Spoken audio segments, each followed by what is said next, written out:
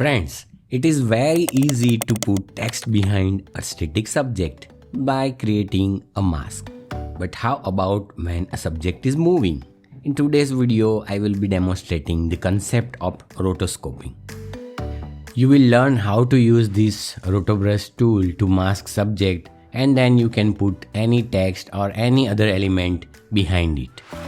We have imported this video in After Effects. Now we want to put our text behind this woman and the background. Right now they are both in a single layer, so we have to separate the woman from the rest of the background. First of all, duplicate your main video. So rename it properly. So if you know the concept of masking, then you are aware that by using a pen tool, we can mask the subject and we can separate the subject from the background. Then if the subject is static, we don't have to do anything. But what if the subject is moving?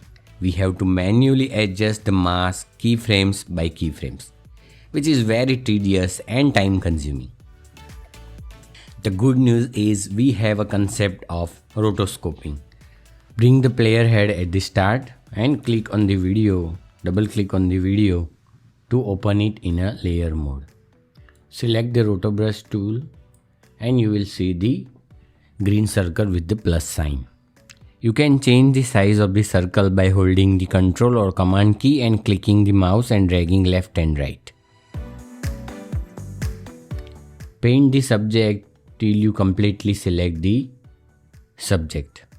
If something outside of the subject is selected, you can click on the option key. So this will be the negative sign and you can just remove it by painting it. So it will be removed.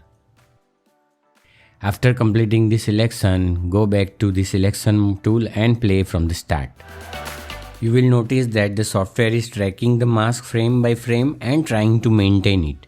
You will see the progress here. You have to see the progress carefully and identify the area which has not been selected or over selected, and you can just remove it using the same process. To select the area, you can use the plus sign, and to deselect the area, click on option and select the negative sign brush. If you find such deviation, go to that frame, do manual correction and play again. Play again and keep repeating till you get the desired result. This button will help you to check which part is selected. This is the another button which shows the red area which is not selected. And you can change the color from here of this button. You can also check on this motion blur option if your subject is moving very fast.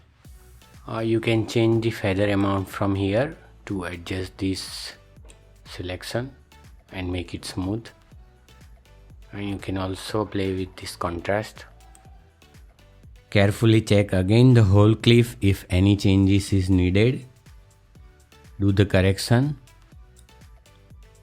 and then finally click on this freeze frame button. It will lock the mask and render it on the timeline. Software will not analyze it frame by frame and speed up the process without any lags. But remember, you will not be able to make any changes in the freeze frame. If you want to change anything, then first unfreeze the frame and you can do the changes. After finishing everything, again go back to your composition. It looks like we have not done anything. But as soon as you disable the bottom layer, you will realize that the subject is separated. Now it's time to create a text layer and bring it into the middle of the two layers. Let's do that.